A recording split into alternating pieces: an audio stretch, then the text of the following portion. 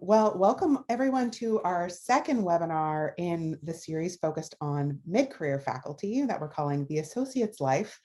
So I'm Jessica Toss from the University of Texas at Austin, and I'm really excited that I got to work with Emily Solari to organize this three-part series. Today we're focused on the research agenda, and so I will briefly in a moment introduce our guests for today. As you know, this series is organized by the Division for Research, CEC. If you're interested in making a small donation, we are always happy to receive them to continue this kind of programming and the work that CEC-DR does. And if you're not yet a member of DR, when you renew your CEC membership, you can just click the DR box and become a member of DR as well, and then not have to get this info through Twitter or other sources, actually get the emails directly to your inbox.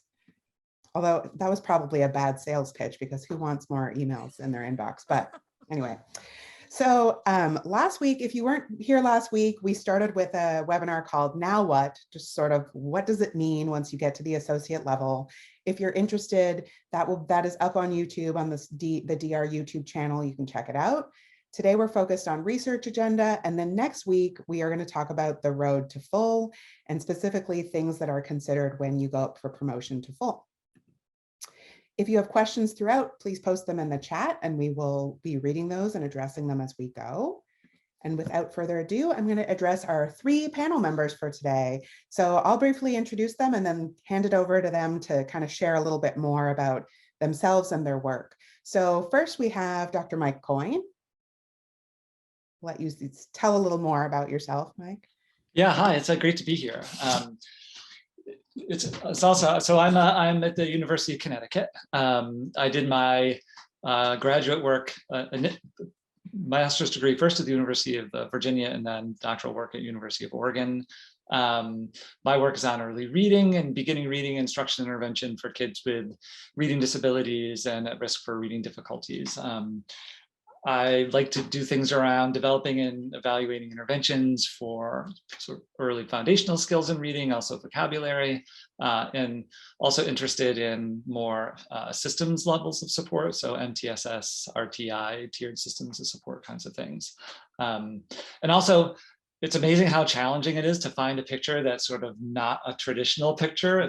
The pressure of that was that like more than being part of this panel or anything else about this experience. But what I shared is Storrs, Connecticut, where the University of Connecticut is, it's really in the middle of nowhere, which sometimes can be kind of challenging. But during pandemic, it's actually nice to be in a place where it's really rural, there's lots of trails and woods. And so the thing that's kind of kept me sane over this last year is trying to get out on my mountain bike outside. And I guess that's also a little bit of a good sort of work-life balance type of thing too. So it started off forcing myself to go out and do it, but now it's actually something that I've been really looking forward to, being able to get outside and get on the trails and hopefully no one see me sort of laboring up the hill. So that's me, and it's great to be here with you all today. Great, thanks so much for being here, Mike. Hi everybody. Thanks to Jess and Emily for inviting me to participate in this. I'm a professor at Leiden University in the Netherlands, and before that, I've been here probably 11 years, and before that I was probably for 18 years on the faculty at the University of Minnesota, and I got my PhD at the University of Minnesota, and my mentor was Stan Dino. And I, like Mike, also had a lot of stress trying to figure out what picture, but I ended up sending two and said to Jess and Emily, pick the one that makes the most sense. And I see they put both. One is my family. That's the one on the left, obviously. And we were on vacation in Portugal. And I put that because it reminds me that there will be happier times again when we can travel, but also because my family is the most important thing to me.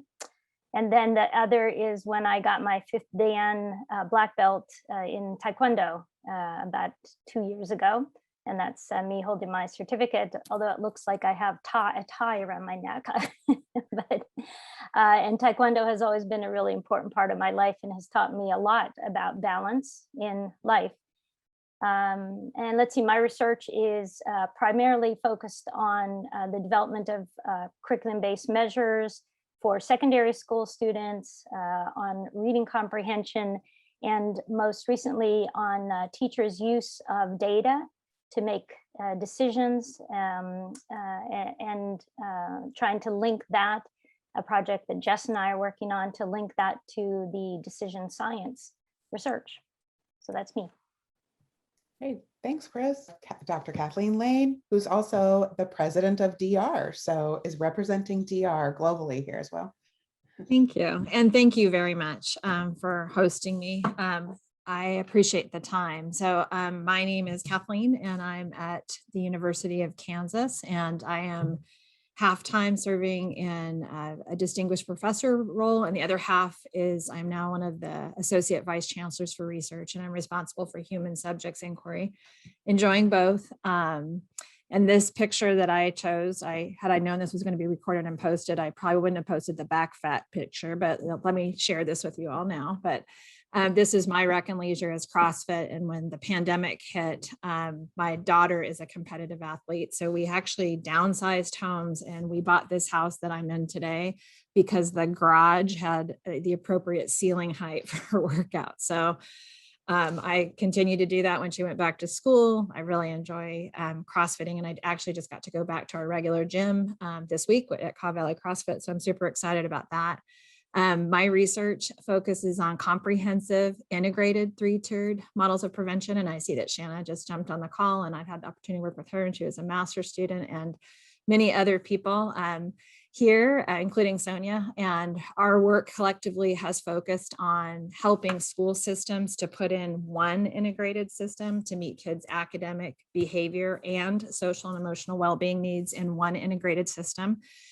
And our work is focused mostly on helping them build the system and then accurately detect which students might need more than Tier 1 has to offer. And I'll put in the chat, I will put the link if you want to go check any of that stuff out. And we've spent decades helping to develop a free access screening tool to specifically look for kids with internalizing as well as externalizing behavior patterns. So I'm thankful for all the school partnerships, and I'm probably not the best person to talk about work-life balance, but I think it's going pretty well, all things considered. So thank you.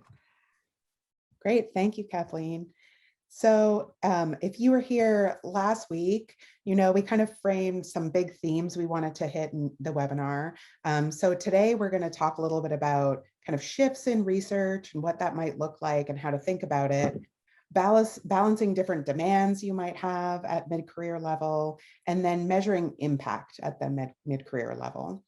So as you know, we compiled a couple of short videos asking other folks in the field to talk to some questions about being mid-career faculty. So the first brief video we're going to share and then get into our panel questions was, how might your research agenda shift post-tenure?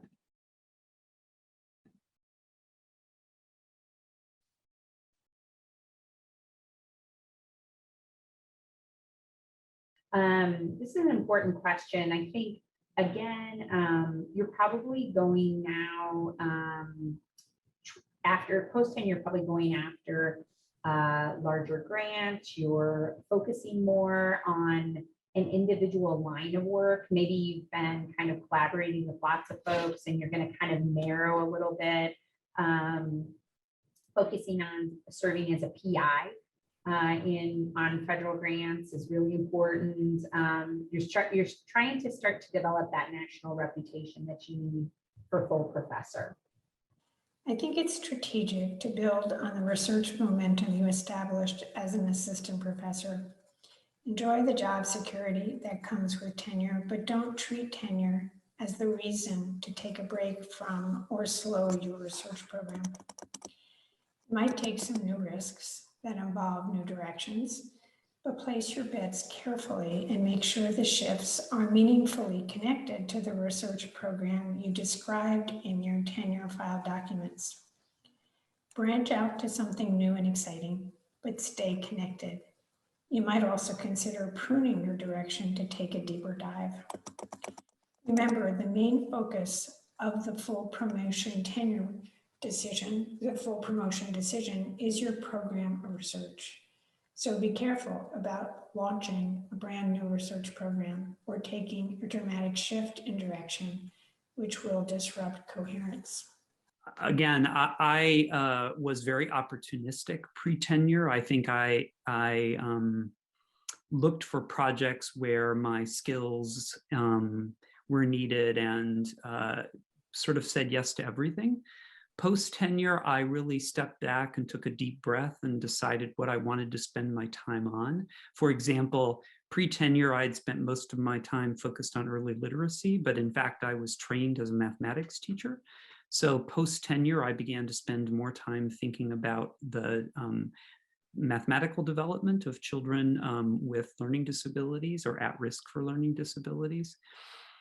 Similarly, I made some decisions about spending more time thinking about teacher education and the effective preparation of teachers. So I think it's okay to actually give yourself some room to think about what you want to spend your time focusing on in terms of your research. So in many ways, you get your research agenda going in the pre-tenure years. And so post-tenure is really about continuing all that you've worked for. My research continued, and now I had ideas coming from the findings of those studies to, to continue that agenda. I also worked really hard to find ways to help students tap into various parts of my ongoing research. I certainly did that to an extent pre-tenure, but I had more students post-tenure, and I wanted them to not only be able to be involved and make that one of my overall goals, but also so that they could start to learn about their own interests in research. I also said yes to books or chapter writing, something I really didn't do pre-tenure because my departments didn't value writing a book or writing chapters, and so that wasn't necessarily a good use of my time in my first initial years of my career and getting my research going. So that wasn't a priority for me at that time, but as those opportunities came post-tenure, I was more likely to get involved in those if they related to my overall goals. Keep going on your agenda. You might want to reconsider, who you're working with or what your goals are. Maybe you want to work with different interdisciplinary teams. Maybe you want to think about taking on some more center, if you work within a center or something, more leadership roles or within your department or program. Maybe it would be a great time to kind of try to learn some new things and branch out. For me, I kind of continued on my path, and I was very fortunate to work with great people and be able to continue on that path. I think this varies a lot depending on how your research started out to begin with. It could be that you decide to dive deeper into an area of interest that emerged pre-tenure, or that you expand into new directions. It could be that you take stock of things and retool a bit, like I did. I had a moment of questioning whether I was really making a difference. So I adjusted my research to incorporate a more direct impact on teacher practice. And likely your research agenda will broaden as you gain collaborators and students who spark your interest in new questions and ways of approaching problems in the field. I think one of the exciting opportunities for us as researchers post-tenure is that by now we've established somewhat of an area of expertise. And post-tenure, it allows us to broaden the kinds of work that we do and the kind of partnerships that we take on. So for me, I see the shift being one where I shift my research into new areas that, to me, identify are big problems facing our field. And I pursue those problems in partnership with colleagues that I haven't historically worked with.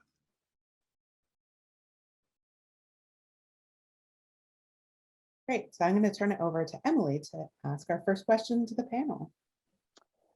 Thank you. So, some, I actually got mixed advice on this when I moved to associates. We wanted to ask this group. Some folks talk about narrowing your research focus post-tenure, while others recommend expanding your research. Can you talk a little bit about what the pros and cons are for each? And we do have some of your short responses, but we wanted to expand on that a little bit for the group. And I want to also remind the group that if you have questions, please put them in the chat because we will ask our panelists. So Kathleen, do you want to start for this one? Sure. Kind of my consideration is to actually ask this question earlier in your process. So my encouragement to people is when they leave their doctoral training program, to think long-term first about like the main mission of your work, like what is it that you want to contribute. And I think when you have a really like a good mentor, good advisors and colleagues that are really committed to helping you think that through, I think that we should be asking that question all throughout our training, to think about like what's the long-term legacy, the contribution that you want to do. And then ideally, if you can, you define 2 to 3 lines of inquiry about this incremental path that can take you down that way. So that for me, when I'm counseling people, I wouldn't encourage like a dramatic life shift when you initially get tenure. I just think it's an opportunity to take a deep breath and keep going with those programmatic lines of inquiry. So my suggestion is to think earlier in this process, continue down those paths. And the feedback I hear a lot from people is feeling comfortable, a little bit more relaxed when you're on the other side of that tenure experience. But Lynn Fuchs was my faculty mentor at Vanderbilt, and I could not have been more lucky in terms of, having somebody to think through what the contributions would be. So for me, it wasn't a reevaluation of life or what I wanted to accomplish. It was just being able to go more intentionally and perhaps a little bit more confidently into the work ahead. Okay. Chris, did you have something to add? I think yours was narrow your focus, but broaden your mind. Was that your quote? Yeah, that was my quote. Yeah. Before everyone signed on, I said to Jess when I wrote it, I thought, ooh, that sounds good. I hope no one asked me what it means, but here it is. But actually, I had thought about it. I think that I still remember, and this was when I was a doc student, the first time I heard the word line of research, or even when I was a master's student. And I thought that was such a new concept to me. I didn't really understand it. And I thought, what do you mean by a line of research, or what Kathleen said, a line of inquiry?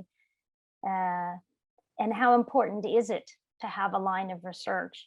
And at post-tenure, I started to think about that question, how important is it? And what do I want to be known for? So what line of research do I want to pursue? And I remember having conversations with Stan Dino, who, as I said, had been my mentor. And then because I stayed on the faculty at the University of Minnesota, he was also a mentor to me when in my early years in the faculty. And we had conversations about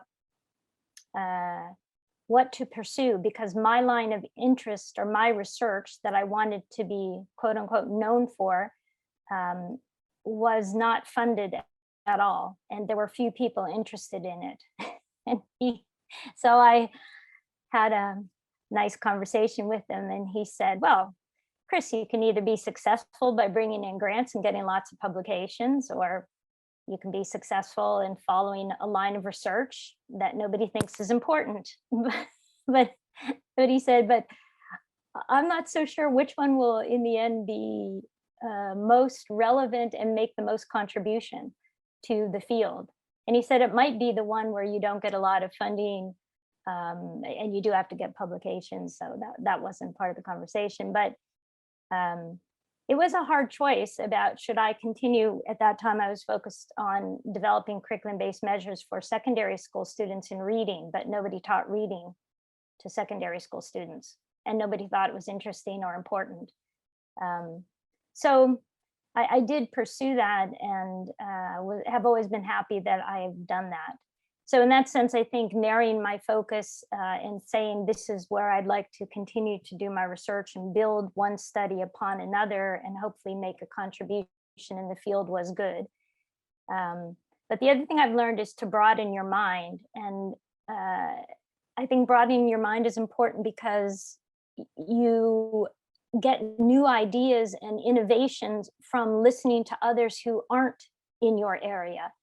And so some of the most important ideas that I've gotten have been from people who are either not in special education, who don't know what curriculum-based measurement is, who aren't even in education.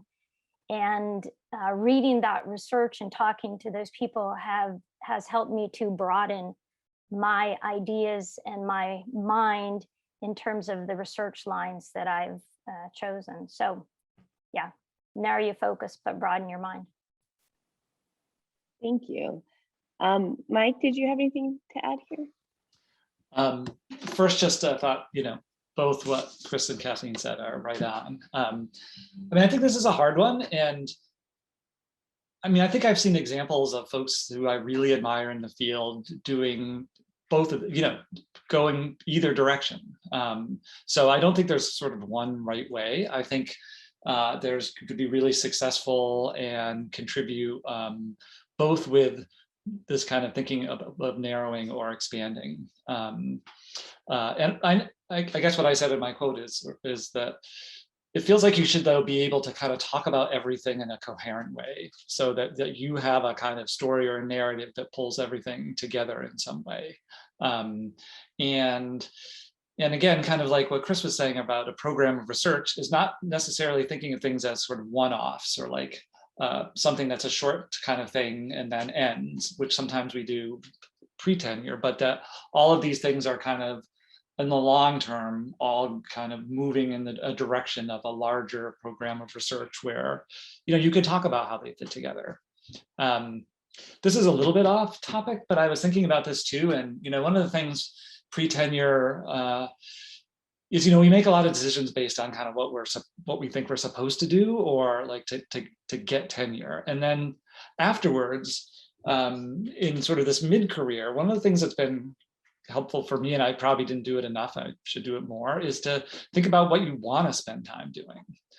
You don't have to, it's not so much that you have to do it anymore to kind of get past this tenure bar. It's more like thinking about, how do you want to spend like the rest of your career? You want to have a job that you really are passionate about and enjoy. And I sometimes, like, even now, I probably did this like this week at some point, sort of think like, what are the things in my job that I really like, and what are the things in my job that I don't like as much? And I try to like minimize the things I don't like and maximize the things I like. And especially when you're making decisions about your research and your scholarship, you want to make investments in your time, and this is going to be over multiple years of thinking about, I'm really excited about doing this for the next 3, 5, 8 years. And so that it's not just about kind of what are the expectations for me, what do I think I should be doing because of the way that I'll be evaluated for tenure or even full, but what is going to be the most rewarding and fulfilling to be doing for your own life. Thank you.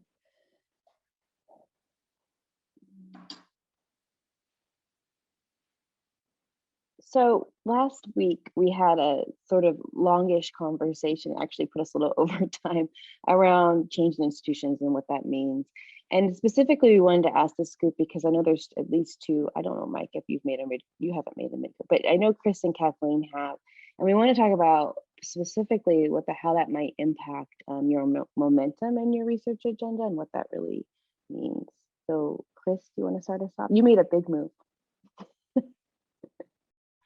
Yeah, I don't know if I'm so representative of what would happen if you make a move. And I was, we were both, my husband is also in academia. We were both full professors when we made this move, but we moved from the United States to the Netherlands, where he's from. And it was a huge move, especially because the educational system is very different in the Netherlands, and that's from the system from preschool all the way through universities, and the educational system for children with disabilities is very, very different. So in that sense, I would say the move, in one sense, really set me back in terms of my research. And I was just saying to my husband, Paul, last week when I was answering these questions, I said, we moved just at the wrong time. His research is more theoretical in nature, but it's on reading comprehension. And I said, we moved, and suddenly reading at secondary level became really, really important. And there was really a lot of money available, and reading comprehension has become one of the number one things. And I said, and then we moved. And so I think that it was hard. I think no matter what, when you move, and maybe Kathleen can talk more about this from moving within the United States, but I think even moving within the United States to a new institution is hard. And you have to, before we moved, we read an article that said, when you move your family, you should understand that it's as much stress as if you're going through a divorce or you've lost someone in your family. Maybe not quite that much stress, but they said people underestimate the amount of stress for children as well as for the adults. And so there is a lot of stress as you adjust, as your kids adjust. So I think you can't underestimate that, and you have to be patient with yourself and understand that when you move, you might lose time in your career until you start reestablishing connections with the community, with other researchers, but that you will do that. And I think the same thing happened when I had children, and when one of my children started having some severe health issues, I just lost a few years. And at my age, you think, oh, well, so what? But at that point, I didn't know that when I was 62, I'd look back and say, oh, that was okay. So I'm telling you now that when those stressful things happen, you do lose some years, but you will come back, and you should have some patience with yourself, and not try to add to your stress by thinking, oh gosh, what's wrong with me? I think the last thing I would say is despite the fact that on the one hand, it seemed to set our careers back, it also offered me opportunities to start a new line of research, which I am just enjoying unbelievably. I'm so, it's teachers' decision-making, and it's so much fun, and I'm having so much fun doing it, and it allowed me to make new connections with colleagues like Jess. And in that sense, I couldn't be happier. And I don't think if I'd moved that I would have started that. So it set me back, but it also set me forward.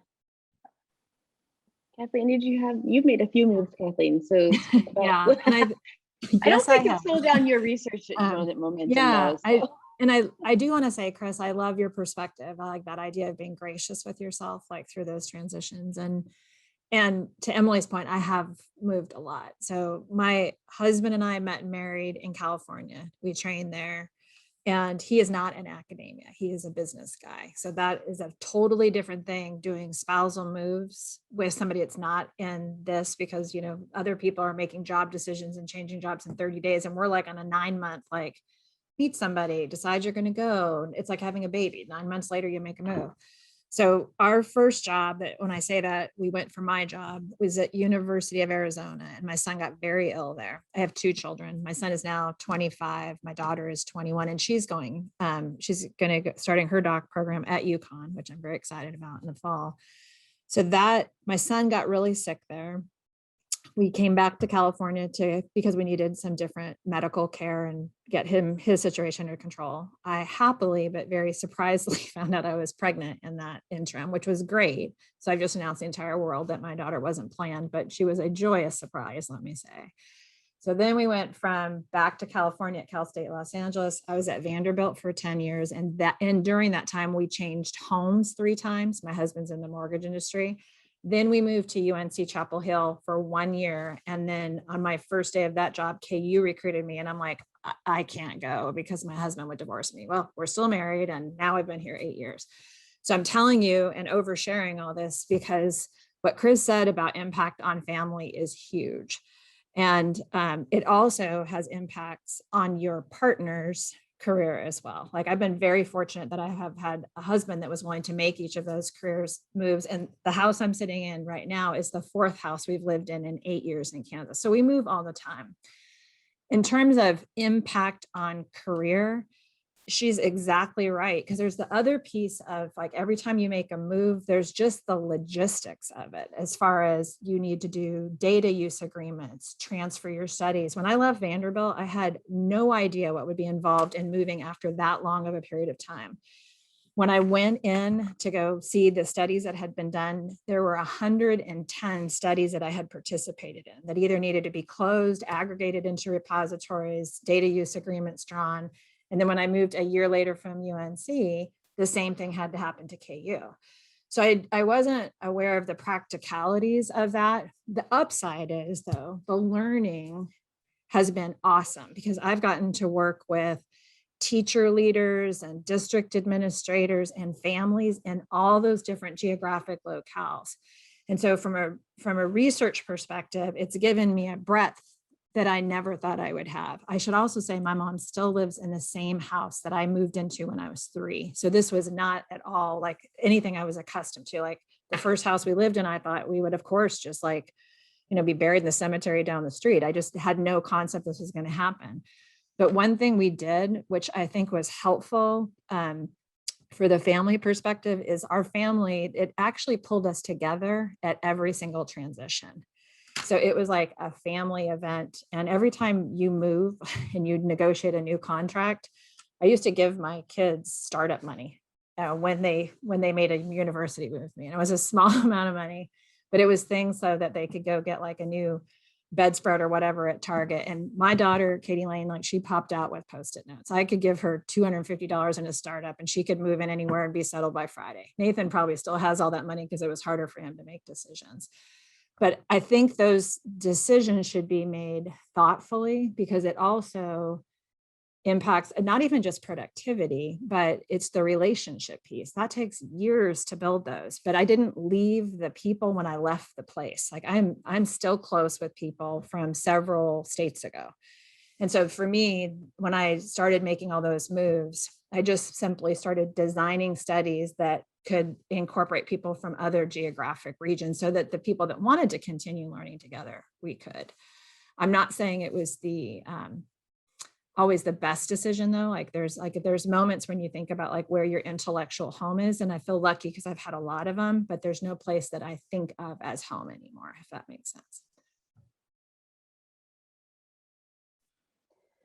I'm going to ask Sonia's question, or Sonia, you can unmute and ask your question if you want. We did get this also from folks last week, but some of the so I'm asking, what are some of the key reasons that you decided to make the moves you did? Chris, you want to take that one first? Yeah, I moved for my family. I did not move for my career because I won't go into all the details, but we actually knew that the higher education system in the Netherlands was going to be really difficult for us to adjust to, and it was going to be difficult for us career-wise. But we decided that we wanted to be closer to family, and we were not close to my family, unfortunately, or to my husband's family. And the first opportunity that came up for us to get close to family was the Netherlands, which turned out to be easier than Pennsylvania, where my family is. And we also thought that bringing kids up in the Netherlands was an easier life for them than in the United States. And so that's why we finally made the decision to move. Yeah. And in that sense, I think we have not ever regretted it. So. And without going into too much detail, the vast majority of my moves have been for family as well. The leave from University of Arizona, as I mentioned, was because Nathan was sick. And then I've had other moves where there was one defining moment for me when I left a job where there had been, my son had an accident, and he broke his back and had a head injury. And I was in the emergency room with him, and I picked up the phone because I needed to call somebody to get my daughter from daycare. And I realized I didn't know anybody outside of work that I was close enough to. So that was a game changer for me. So I haven't ever left a place to escape someplace I wasn't happy, but I was searching for more, better work-life balance. Thank you. I also just want to say, we're in the middle of this, but thank you so much. You're both doing really good, all of you, of humanizing this a bit for people, because I feel like so much of this is we think about it's work, and we're not considering our families. And so I just want to say out loud that I appreciate that. Oh, and I appreciate you saying that. And I know sometimes that's not a popular view, but I will tell you, like with every grant I write, every study I do, the first thing I used to do is map out like the important days for my children. Like I'm not going to miss the first or the last day of school because those are like sacred days. We used to go get sushi and ice cream, sushi because Nathan liked it, ice cream because Katie did. But family for me is this is the core. Why we do what we do. Okay. Do you want to advance this? So a little bit about, when we become an associate professor, there's often an increase in service demands.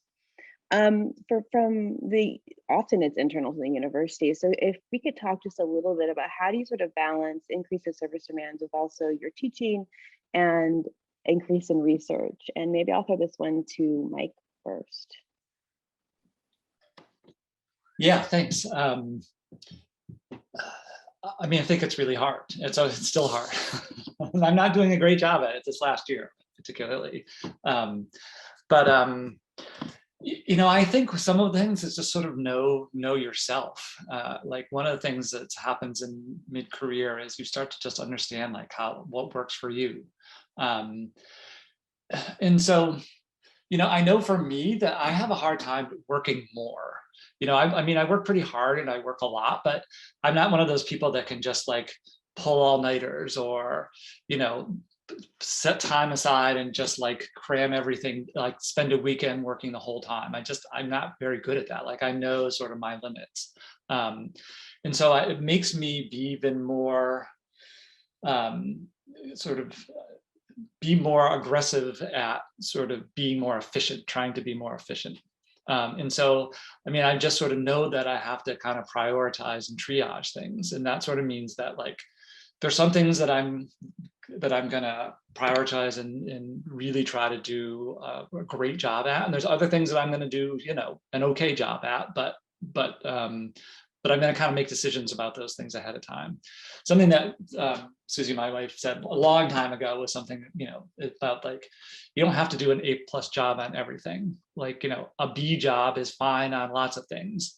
And so you have to be okay with sometimes not like spending all the time you feel like maybe you could on something, especially if you're going to use that time instead for the things that you're really passionate about. And for me, a lot of those times is my research and my scholarship. So I'm okay if I spend a little less time maybe preparing for class, if it means that, I get to spend more time with my research team or a little bit more time with writing. So kind of knowing that about myself and trying to figure out the things that I really want to make sure that I prioritize and spend my time on and try to be more efficient with those other things. And it doesn't mean that I don't like to do them. I really like teaching and I really like service. But I try to keep spend the time that I can on those and then focus on other things. And also learning to say, it's still hard to say no to things, but it's a really important skill to be able to say no. And even for things when, you may feel like you're getting a little bit of pressure to maybe take on a little bit more service or something else. And sometimes you have to kind of, the times when you need to kind of step up on those things, but it's okay. Sometimes you may disappoint someone and say like, I really can't do that right now. This is not a great time. And, that's okay. You can do that. But I think it's, for me, it's a kind of balance that doesn't happen if I'm not sort of trying to be intentional or thinking proactively how to do it. So I guess I'll stop there. Okay, and Kathleen, you responded to integrate your teaching service into the mission of your scholarly work. I think that was you. Can you sort of talk about that a little bit more? Sure. And Mike, I love listening to your balance perspective. That's really helpful. And I learned this from the mentorship that I received early on, is that my goal is to make sure those three things are not super siloed, that they're as connected as possible. So when you get to teach classes, if you're given an opportunity, like my first thing that I do for myself is try to think about what can I teach that is most directly aligned with my scholarship? Or in other words, like if I'm teaching this, where could I infuse the scholarship that I'm doing? And then I do the same thing from a service perspective, so that I look for intentionally things that directly align with my scholarship. So I'm like volunteering to review proposals for CEC's Division for Research, comes time for the conference, to be on editorial boards, things that put me reading, inquiry that's under development, things like that. And then to the point about saying no, and I hope this is okay to say, but I think in some cases, for people that are women in academia, it comes more of a surprise when you say no. But I was at one point asked to be in charge of a social committee, and I said no as an assistant professor. And I could see that the response was shock to the person. So they restated the question a couple of times to make sure it was clear. And each time I said, no, thank you for the opportunity. But I respond by saying, I think I can best serve this university by doing this type of service.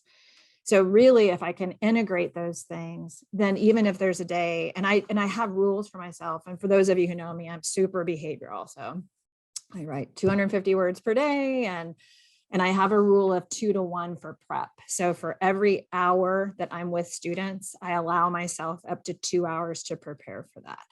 So if I teach like a 3-hour class, I allow myself 6 hours, period. And whatever I can get done in that period of time, that's what I put into it. And then I try to refine it each year to make it better.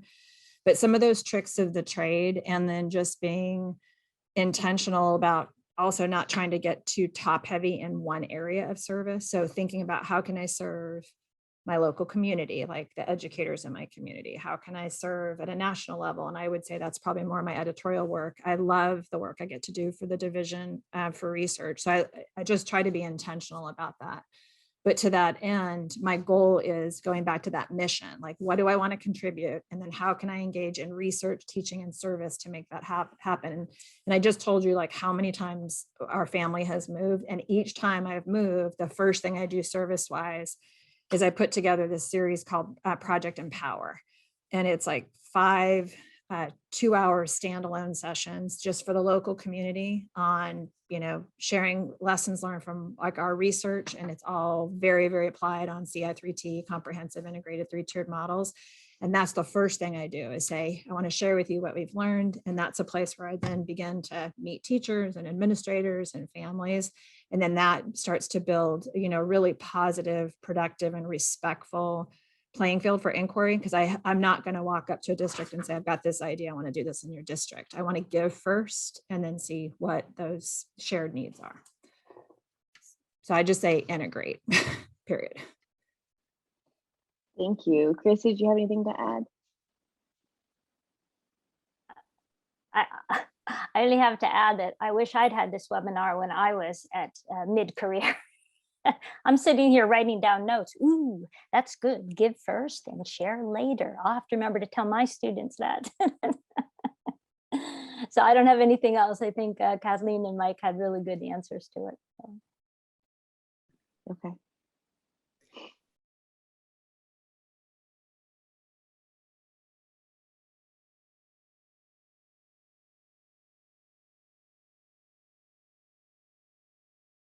I've been given more service for sure. I'm on the Senate, I've run search committees, I'm on the awards committee, I'm on a million different committees. It is hard, especially right now with limited childcare for my son, constantly in meetings. So, I'm one who, I don't like to miss meetings. I feel guilty, or I like to feel like I'm doing my part, but I have had to just come to terms with that and say, like, this is what I can do. Send me what you need me to do. In terms of service and saying no, I've not done a great job of this, but what, I have sort of done is when people have asked me to do things, I will go back and say, I'm doing this, I'm doing this, I'm doing this. What do you want me to give up so that I can do this? And so just I don't know if you do it in that way, but really presenting the facts of here are the things that I'm already doing. Because I think a lot of times part of the problem is that people don't always know what other people are doing, and the people who continue to get more work. So yeah, this is an important one. And obviously there are lots of committees in the college and on campus that are just for tenured folks. And so it like opens up a whole new world or the floodgates for service. And so it's important to negotiate with your department chair around these things, like especially if you're taking on a lot of service to the field. You need to continue to put those things in front of your chair to let them know the things you're doing so that you perhaps can negotiate a little bit less service on campus. But it is also important to have some college and campus service. You're going to need that record as you move up toward full. But not, negotiate that with your chair. People who are good citizens, who are good at service, will often be called upon to do multiple service, to obligate themselves to multiple service needs of the college or university. And I would say work hard to mediate those obligations. It's important that you take on a stronger leadership role once you've received tenure.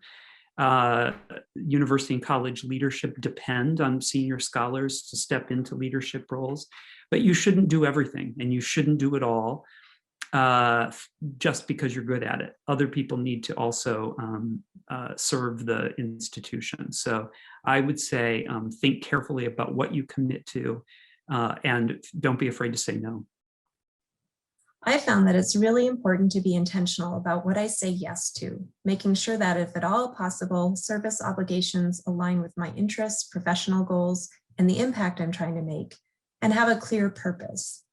Then I engage in the balancing act, which is a constant process of prioritizing activities and managing my time.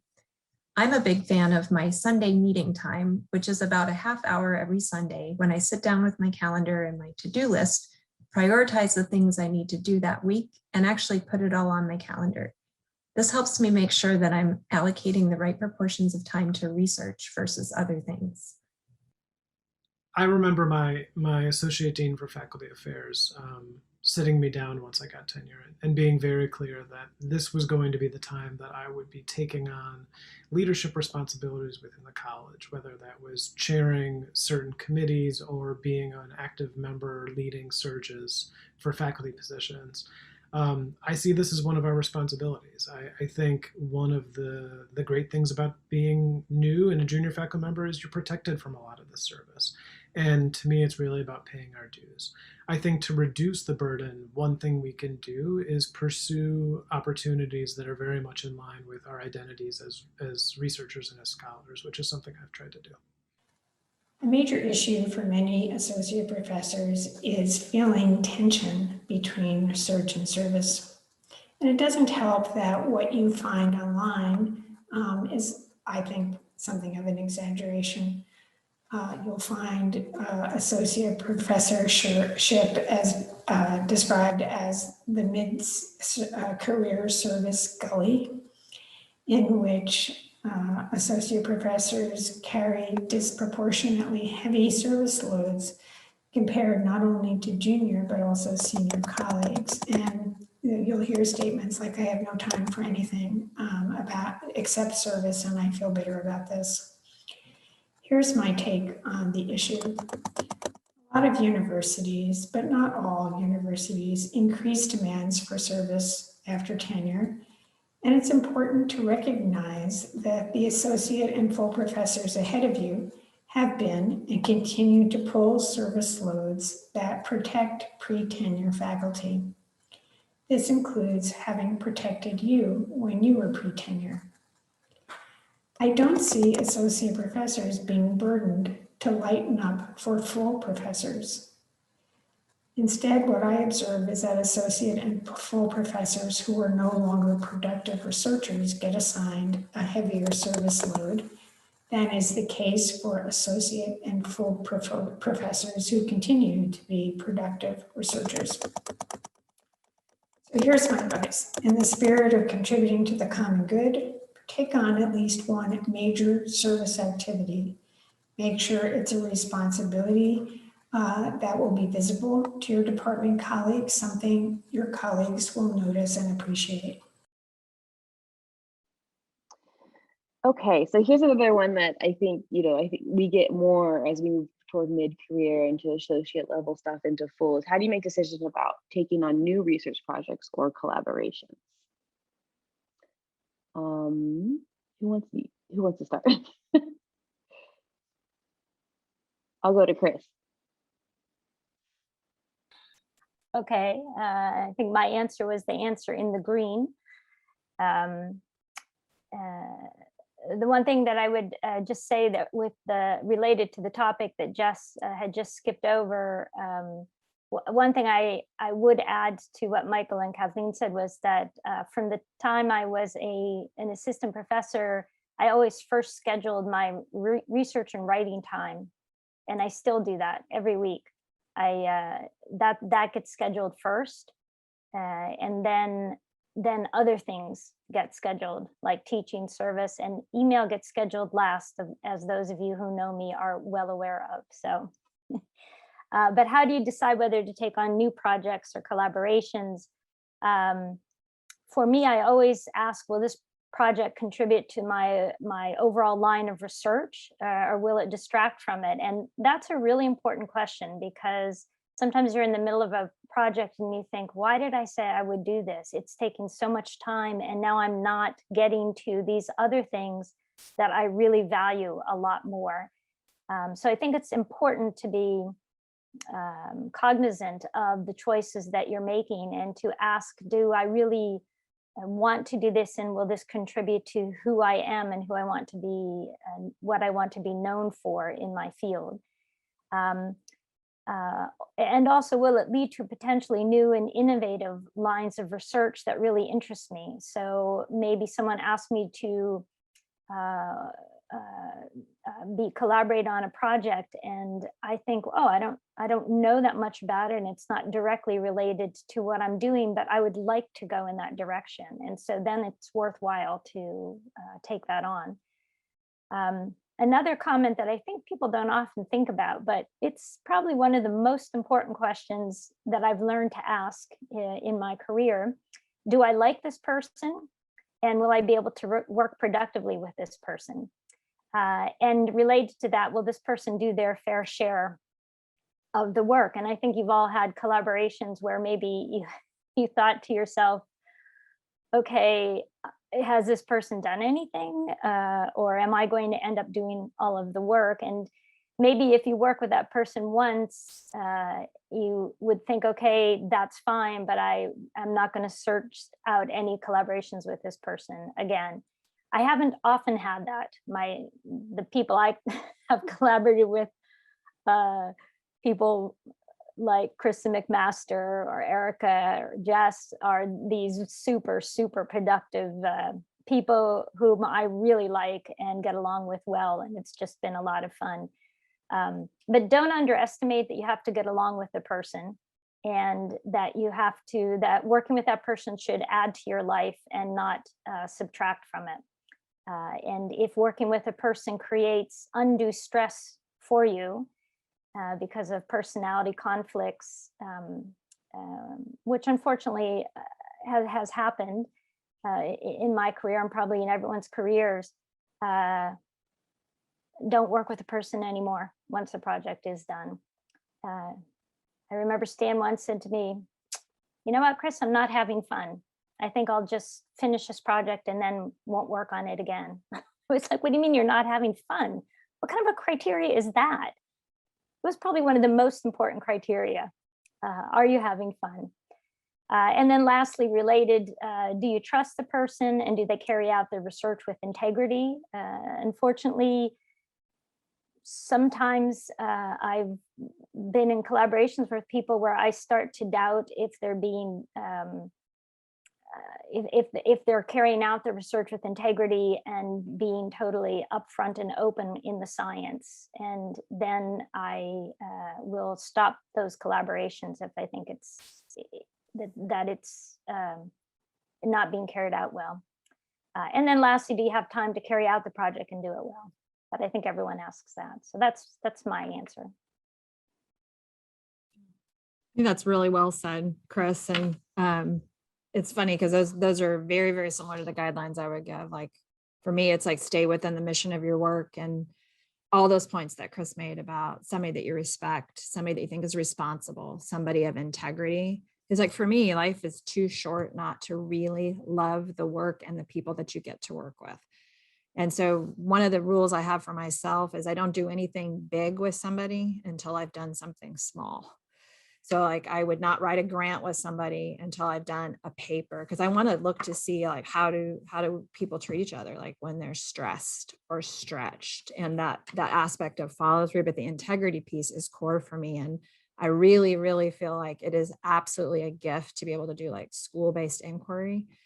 And I always view myself as a guest in that situation. So I don't honestly want to collaborate with people who feel like they're doing the school a favor by being there during the project. I also don't believe in hit and run research where people go do a project and then leave the site without building the site's capacity. And I don't want to work on a team that has princesses, meaning everybody needs to be fully engaged in the mission of the work. Like there are no princesses on our project. Like we are involved in setup, cleanup, and we want to support positive, productive playing fields for inquiry. So I think that was really well said, Chris.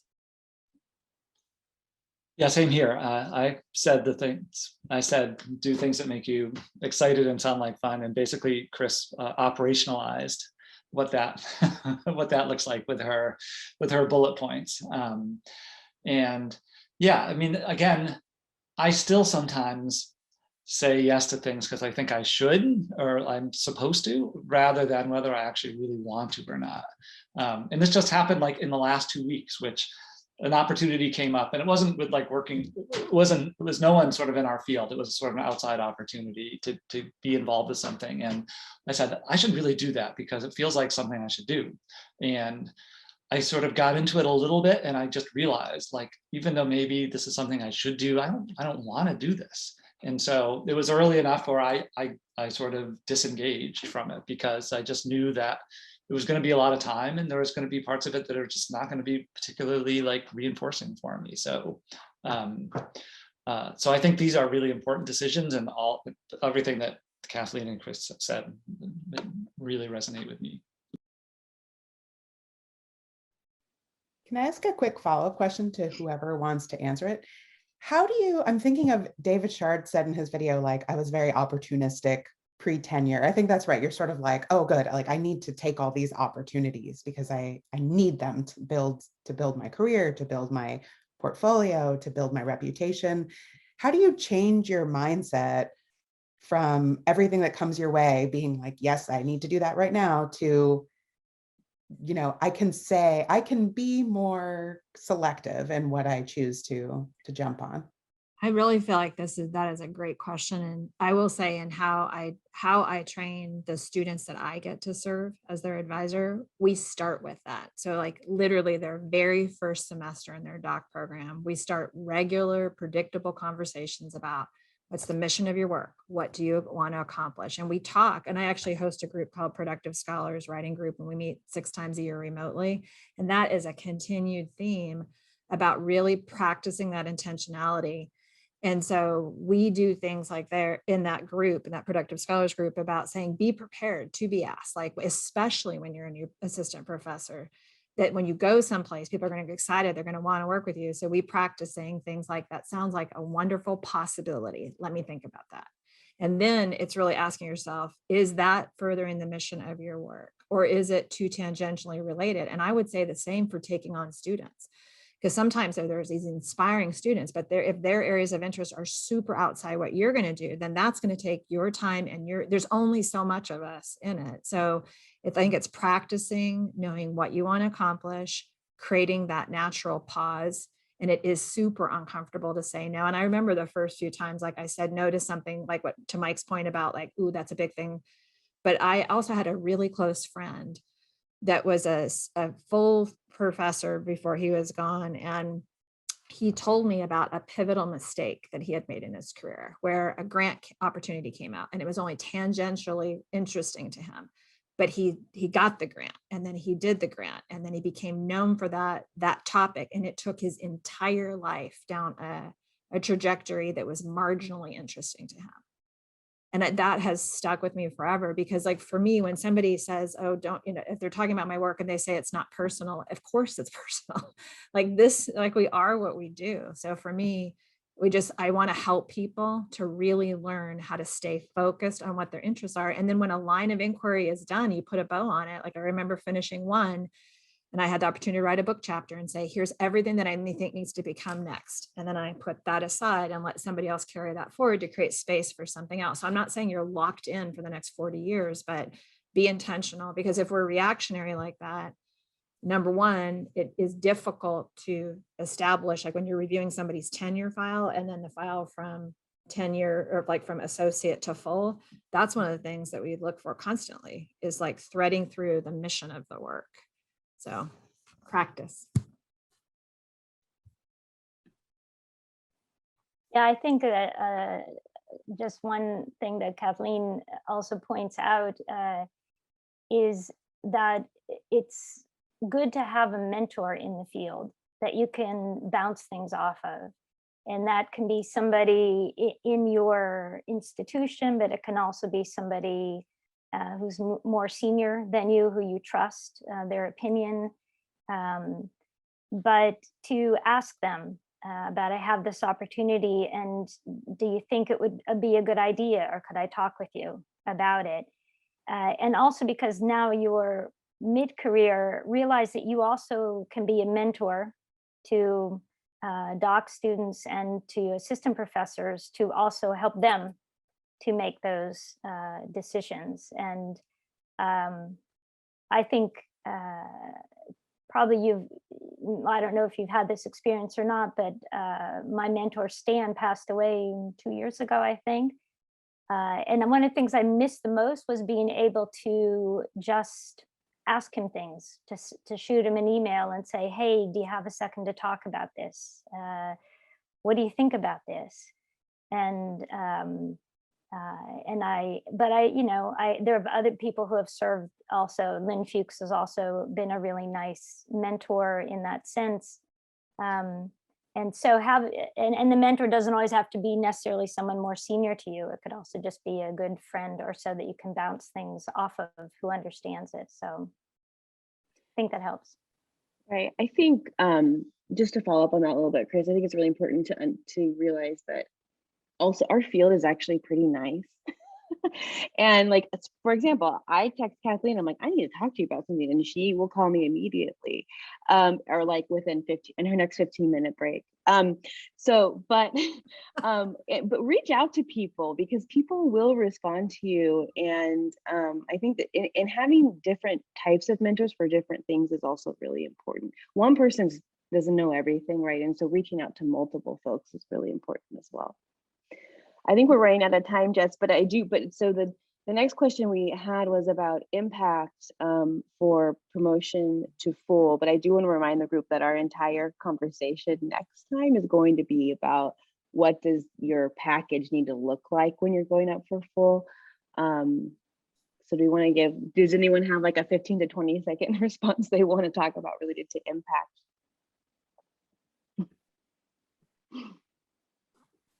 Or associate to full, focus, just focus, show your contribution.